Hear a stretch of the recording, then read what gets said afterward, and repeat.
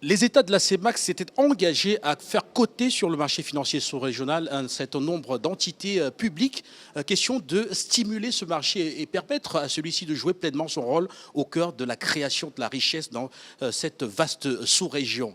Ces choses faites aujourd'hui et c'est la Guinée équatoriale qui marque le pas en premier en faisant coter ici à la BVMAC, Banque nationale de Guinée équatoriale, dont nous avons deux hauts représentants ici sur ce plateau. Je commence par vous, Martine Chrysantos Ebemba. Vous êtes président du conseil d'administration et vous étiez un homme très heureux tout à l'heure. Merci de nous retrouver. Bien sûr, merci de me donner la parole. Effectivement, on vient d'assister à la première cotation de la Banque nationale de Guinée équatoriale à la bourse des valeurs d'Afrique centrale. Effectivement, je suis très heureux d'avoir été un des principaux acteurs. Merci à vous d'être là. Nous avons également sur ce plateau Manuel Ossan Suensua, qui est directeur général du groupe Banque nationale de Guinée équatoriale, en abrégé BANRE. Je vous dis merci d'accepter cette invitation du plateau de la télévision panafricaine. Muchas gracias a ustedes por concedernos esta oportunidad. Et donc, rappelez à nos téléspectateurs que vous parlerez espagnol, bien sûr. Il y aura une doublure, ce sera après. Mais on va d'abord réagir comme ceci à chaud. Alors, je voudrais commencer par la première question, et elle sera adressée, bien évidemment, au président du conseil d'administration. Alors, au départ, la Guinée équatoriale avait envoyé une liste de 3 sociétés, de 3 entités publiques ou parapubliques qu'elle souhaitait faire coter sur le marché financier sous-régional. Il s'agit de Retesa, la compagnie de téléphonie mobile nationale. Il s'agit également de Ceresa, la compagnie d'électricité. Et au final, c'est BANRE qui est le champion, qui arrive en premier et qui honore la Guinée équatoriale aujourd'hui. D'après vous, pourquoi? Oui, merci. Ce n'est pas par hasard que cela a été réalisé. En principe, BANRE, en tant qu'institution financière, est régulée par des institutions que par loi doit le faire. Il s'agit de la Commission bancaire d'Afrique centrale, qui est le régulateur officiel de toutes les banques de notre sous-région. Il s'agit aussi de la Banque des États de l'Afrique centrale en tant que banque centrale. Ça veut dire que nous, en tant que banque, on est sous l'emprise de toutes les lois qui nous contrôlent pour que nos activités soient toujours contrôlées. Effectivement, ça c'est une première chose. Et la deuxième chose, c'est que dernièrement, nous avions déjà mis en place un processus d'augmentation de capital approuvé par nos organes sociaux, le conseil d'administration, et approuvé par l'Assemblée générale de notre institution. Donc, nous étions dans ce processus cette augmentation de capital. Effectivement, notre État qui s'était engagé à mettre en place 3 structures, donc l'État même est actionnaire, donc la Banque nationale de Guinée équatoriale avait cru nécessaire effectivement nous mettre dans ce groupe-là. Effectivement, nous étions dans une situation d'avantage déjà parce que effectivement l'augmentation de capital que nous avons fait, une partie c'était pris par les actionnaires historiques. Avait eu, et il y avait une autre partie qui ils sont laissés, et donc on a été obligé de les mettre en appel public. Effectivement, par loi, ce parti, comme je viens de dire tout à l'heure là, dans mes propos au niveau de mon discours, effectivement, ce parti-là devait être géré par la commission COSUMAF, qui est un peu la commission qui gère un peu le marché boursier. Effectivement, ça, on l'a mis pour que, effectivement, ces partis soient mis pour que le public au niveau de notre sous-région puisse y participer. Et c'est là, bon, ce sont des titres que nous avons mis et les gens l'ont souscrit. Mais ces titres-là, effectivement, on a profité, d'après la loi, pour les mettre aujourd'hui au niveau de la cotation de la bourse. C'est les fameux 10 milliards qu'on vient de mettre à la portée de notre bourse pour que tous les hommes d'affaires, les privés, les entreprises qui en ont besoin puissent participer en tenant compte de la cotation que la bourse va faire à tout moment. Alors, monsieur le directeur général, permettez-moi de me retourner vers vous. Alors, quand on dit Banré, on voit une trentaine d'agences en Guinée équatoriale, on voit 3 agences déjà au Cameroun et l'ouverture à Kribi d'une 4e agence qui est annoncée dans moins de 48 heures maintenant. On voit également une agence à Madrid, on voit aussi un plan de déploiement sur le continent qui s'annonce avec des ouvertures, notamment en Côte d'Ivoire. Je vais m'arrêter là. Alors, est-ce qu'on va dire que c'est cette volonté de toujours aller au-delà, voilà, des attentes qui fait aujourd'hui que ce soit Banré qui arrive comme première entreprise parapublique équato-guinéenne cotée ici à la BVMAC, à côté des autres entités que je viens de citer? Sí, muchas gracias. Nosotros, como un banco joven, el Banco Nacional de Guinea Ecuatorial, somos un banco con grandes ambiciones. Bien es cierto que es un banco, tal como lo he dicho, un banco que lleva relativamente pocos años funcionando en comparación a los otros bancos, pero tenemos grandes ambiciones. Una de las primeras grandes ambiciones que tenemos como un banco panafricano y un banco de espíritu ecuatoguineano era llevar a cabo un plan de expansión nacional. De hecho, nosotros contamos actualmente con más de 34 agencias en toda la geografía nacional en Guinea Ecuatorial. Y teniendo en cuenta esa visión panafricanista de nuestro jefe de Estado y que es la visión que ha inculcado también en nuestra institución, esa ambición, esa visión es lo que nos impulsó a instalarnos en Camerún. Llevamos apenas un año funcionando en Camerún, con 2 agencias en Yaoundé, una agencia en Douala y una agencia, tal como lo ha dicho, próximo a inaugurarse en Kribi. Y vamos a seguir dentro de lo que es el mercado camerunés, ampliando nuestro plan de expansión. Al margen de Camerún, también tenemos ambición de instalarnos en otros países. En otros países hablamos de Benín, que estamos también próximo a instalarnos, Côte d'Ivoire y otros países de la subregión, dile Gabón, Chad, Centroáfrica, Congo. Esta es nuestra ambición porque trabajamos sobre la visión panafricanista. Bien es cierto que al margen de esa visión panafricanista, también los bancos africanos tenemos que poder mirar un poco más allá. No estamos en un mundo de manera solitaria. Existen otros continentes, existen otros países y desde el punto de vista de lo que es la visión globalista de la economía, tendemos también a instalarnos en otros países. De hecho, nosotros estamos instalados ahora mismo en España con una oficina de representación que hace poco ya se ha convertido, el Banco de España nos ha dado ya las correspondientes autorizaciones y a fecha de hoy pues ya somos prácticamente una entidad de derecho español con todas las autorizaciones. Tenemos también la ambición de instalarnos en Francia con una oficina de representación. En Beijing ya contamos con las autorizaciones y esta es nuestra ambición.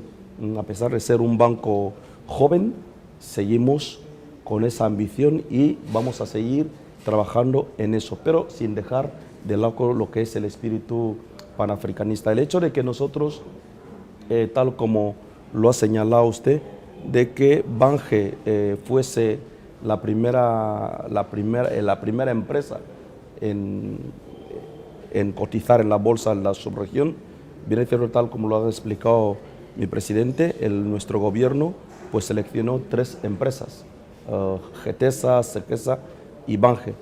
Evidentemente el Estado, pues viendo los avances que estaba haciendo el Banco Nacional, tal como lo ha explicado el presidente, esos avances son lo que le conllevó a que se incluyese ya a Banré dentro de esa lista de las empresas que había propuesto, que proponía el Estado para lo que es para la cotización en la BVMAC. Entonces, todo eso sobre la visión de nuestro gobierno de cumplir con los compromisos que tiene con la subregión. Y todos nosotros estamos encantados de estar aquí, por eso hemos venido una gran delegación y todos contentos de ver que nuestro banco pues está ya cotizando formalmente en el mercado de la subregión. Alors, pour être une banque dans la sous-région CEMAC, il faut avoir un capital, une capitalisation bancaire de 10 milliards de francs CFA. Banque nationale de Guinée équatoriale présente aujourd'hui une capitalisation à travers notamment l'opération qui vient de se terminer, une capitalisation bancaire de 58 milliards de francs CFA. Alors, je vais m'adresser rapidement au président du conseil d'administration. Alors, est-ce que vous aviez besoin d'autant d'argent pour exister sur ce marché sous-régional quand on sait que même avec 12 milliards de francs CFA, vous auriez bien pu cheminer en tant que banque? Effectivement, on avait besoin. Normalement, la puissance d'une banque vient pour le fonds propre que cette banque a. Pour entamer tout ce processus, comme vient de dire le directeur général, d'expansion au niveau national, surtout international, il faut avoir des fonds propres suffisamment forts pour remplir toutes les exigences de notre régulateur. Ça veut dire avoir tous les ratios prudentiels édictés par la Commission bancaire d'Afrique centrale et par la commission bancaire des autres zones. Donc, nous sommes en train de nous installer. Et ça, c'était nécessaire d'avoir cette puissance. Et aussi, je crois que le directeur l'a dit tout à l'heure là, et nos objectifs, c'était aussi un dévié, comme je disais tout à l'heure là, c'était aussi parce qu'on voulait financer les investissements là, d'abord là où nous allons nous installer et même dans notre pays, la Guinée équatoriale. Pour avoir cela avait été une exigence de l'Assemblée générale de la banque. Et donc, nous devions avoir suffisamment de ressources pour entamer ce type de financement. Financement des petites et moyennes entreprises, financement des grandes entreprises et surtout participer dans les capitaux des entreprises potentiellement rentables et des entreprises potentiellement rentables au niveau de notre business. Ça veut dire que nous avions besoin de le faire. Tout à l'heure, là, je crois que vous avez constaté que nous, la Banque nationale de Guinée équatoriale, est entrée à la bourse à travers ce qu'on appelle la société de bourse de valeurs. La société de bourse de valeurs qu'on vient de créer, c'est un instrument très important pour nous. C'est un instrument très important pour nous parce que c'est un intermédiaire entre nous en tant qu'entreprise, banque, et la commission de bourse.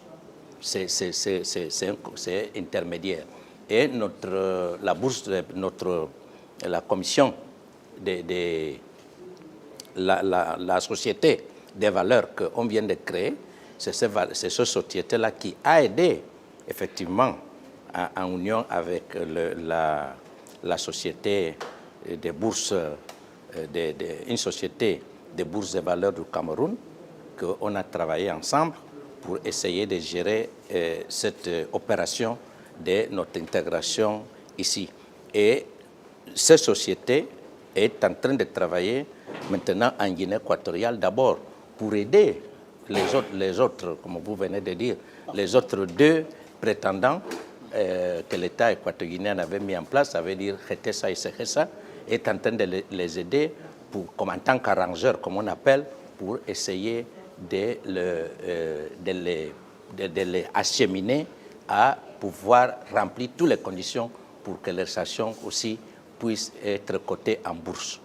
Et ça c'est pour la Guinée équatoriale. Et aussi, nous sommes en train de travailler aussi avec des autres sociétés de bourse du Cameroun, du Gabon, pour essayer de travailler comme une espèce de syndicat pour qu'on puisse aider toutes les sociétés qui en ont besoin dans notre sous-région. Merci. Monsieur le directeur général, les banques de la sous-région sont souvent accusées d'être en situation de surliquidité, c'est-à-dire beaucoup d'argent dans les caisses sans forcément l'utiliser. Bankré a maintenant 58 milliards de francs CFA dans les caisses. Est-ce que vous n'allez pas vous retrouver aussi au banc des accusés dans cette situation-là? Nosotros yo creo que hay una confusión. Evidentemente, el plan de expansión, la ampliación de capital que hemos hecho, no se ha debido por la obtención en sí de liquidez. Se ha hecho para poder, tal como lo ha dicho el presidente, para poder cumplir con una serie de exigencias reglamentarias en base a la visión que tenemos nosotros. El Banco Nacional de Guinea Ecuatorial ya es un banco líquido. Es un banco líquido antes de la ampliación y después de la ampliación. Ya era un banco líquido, es uno de los mayores bancos líquidos de la subregión. Por lo tanto, la ampliación de capital hasta llegar a los 58.000 millones de capital social era básicamente para que nosotros pudiésemos tener unos ratios prudenciales robustos que nos permitiesen poder de alguna manera pues acometer lo que es el plan de expansión internacional y poder de alguna manera llevar a cabo grandes financiaciones. Pero esos 58.000 millones no era el propósito, no era la obtención de liquidez, sino tener unos fondos propios que permitiesen poder acometer esa visión que tenemos nosotros. Como usted sabe y sabrán los espectadores, cualquier tipo de operativa, cualquier tipo de ambición que pueda tener el banco está sujeto a unas normas, y esas normas las estipula el regulador bancario, que es la COBAC. Estipula unos ratios y los ratios están en función de unos fondos propios. Por tanto, tienes que tener unos fondos propios robustos para poder tener unos ratios sólidos, y esos ratios, cuando acometes esa visión que tenemos de ambición de participar en grandes sociedades, el plan de expansión internacional, pues esos ratios de alguna manera se ven afectados. Por lo tanto, tienes que tenerlos de una manera sólida. Esta es la base por la que el banco acometió la ampliación de capital. Pero eso, al margen de eso, el banco ya contaba con un nivel de liquidez bastante elevado, y a fecha de hoy pues seguimos teniendo, básicamente, y que nos permite pues financiar grandes proyectos y participar en grandes inversiones. On va à présent terminer, et je commence toujours par vous, Monsieur le Président du Conseil d'administration. Alors, les titres, les actions de Bankré vont s'échanger ici à la BVMAC à 206 000 francs CFA. C'est l'action la plus chère de ce marché sous-régional. Pourquoi? C'est juste parce que c'est la puissance de notre banque. C'est la quantité de réserves que nous avons. C'est ça qui a fait que nos actions, étant donné qu'on a des réserves importantes, notre prime d'émission a été très important. Ça veut dire qu'on a une valeur nominale de 100 000.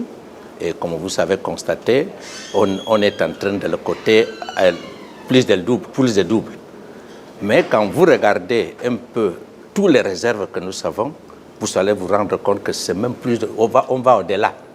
Et c'est pour cela, maintenant, avec la crédibilité que nous avons, avec la confiance que les clients ont sur nous, vous constatez que chaque fois qu'on met nos actions au public, tout le monde essaye de les acheter. Ça dépend effectivement de la crédibilité de notre banque et la puissance de la gestion, la bonne gestion de la Banque nationale, qui fait de cette banque-là une des meilleures maintenant dans la sous-région. Alors, il faut le préciser, donc Bankré a le troisième capital des banques de la sous-région. Et donc, ces actions s'échangent ici, donc désormais à la BVMAC, à 206 000 francs CFA l'action, monsieur le directeur général. Est-ce que ce sera forcément un avantage? Est-ce que vous n'auriez pas, est-ce qu'il n'aurait pas été nécessaire de fractionner un tout petit peu pour permettre que les gens puissent les acquérir facilement? On sait qu'ils sont très attractifs. Qu'elles sont très attractives, autant pour moi. Est-ce qu'il n'était pas donc nécessaire, ne serait-ce que pour l'inclusion financière, de faire en sorte que cela soit facilement échangeable? Sí, yo creo que fraccionar acciones que cotizan no puede ser viable. ¿Por qué? Porque la cotización, el valor de una acción depende del volumen, depende de la estabilidad, depende de los fondos propios, depende de la visión del banco. O sea, realmente el valor de la acción no depende de otros factores, depende de la seriedad del banco, depende de la seriedad de la institución y de la visión de los fondos propios y de los recursos que tiene. Entonces, partirlo para la inclusión financiera no puede ser viable, porque realmente el partirlo es como si partiésemos lo que es la institución. No puede ser viable. Yo creo que desde el punto de vista de la inclusión financiera existen otros factores que permiten la inclusión financiera, y yo creo que desde mi punto de vista a nivel de África Central y muchos bancos que operamos en África Central ya lo estamos haciendo bastante bien. Existen medios que están poniendo al alcance los bancos a clientes que no están teniendo acceso a los servicios bancarios, para que de alguna manera puedan tener esa inclusión financiera. Pero no tiene nada que ver con la cotización de las acciones en la bolsa de los bancos, de cualquier tipo de institución. ¿Por qué? Porque la cotización depende de otros factores, no depende del hecho de que se quiera llevar a cabo la inclusión financiera. Por ejemplo, a nuestro nivel en Guinea Ecuatorial, el Banco Nacional de Guinea Ecuatorial, estamos trabajando fuertemente en este aspecto, lo que es la inclusión financiera. Y es la base por la cual nosotros llevamos a cabo el plan de expansión nacional. Contamos con 33 agencias en toda la geografía nacional. Estamos implementando medios digitales para aquellos lugares, aquellas zonas donde realmente no podemos instalar una agencia bancaria. Estamos potenciando los microcréditos para que todo el mundo tenga acceso a lo que es los servicios bancarios. Esta es la base fundamental de lo que es la inclusión financiera, y quiero felicitar aquí a todos los bancos de la subregión, porque lo estamos haciendo muy bien para que la inclusión financiera en la subregión sea una realidad, pero no tiene nada que ver con lo que es la cotización de las acciones en la bolsa. De hecho, ahora mismo estamos viendo, cuando se ha hecho la cotación, nuestras acciones cotizaban a 206. Ahora mismo, cuando hemos terminado en menos de 2 horas, están ahora mismo a 223. Y es porque realmente hay una fuerte demanda de gente que quiere las acciones que nosotros hemos puesto à disposition de la Bolsa para su compraventa. Merci beaucoup à vous, messieurs. Et donc, si désormais vous voulez devenir actionnaire de cette puissante banque qu'est Banré, Banque nationale de Guinée équatoriale, vous pouvez passer l'information auprès de votre banque, qui saura comment faire pour contacter justement l'arrangeur et faire en sorte que vous puissiez rentrer donc en possession de ces actions-là. On a dit c'est 206 000 francs CFA, mais comme vous l'avez entendu, ce sont des actions en béton qui ont énormément de garanties, et c'est ce qui fait que cela soit plus cher. C'est ce que j'ai retenu en tout cas. Je vous dis merci, monsieur le directeur général, d'être passé. Rappelez que on est ici à Douala, au siège de la BVMAC. Merci. Merci à vous. Merci au président du conseil d'administration. Merci donc à vous, Martin Crisantos Ebemba, président du conseil d'administration donc de Banré. Merci d'avoir marqué cet arrêt du plateau de la télévision panafricaine.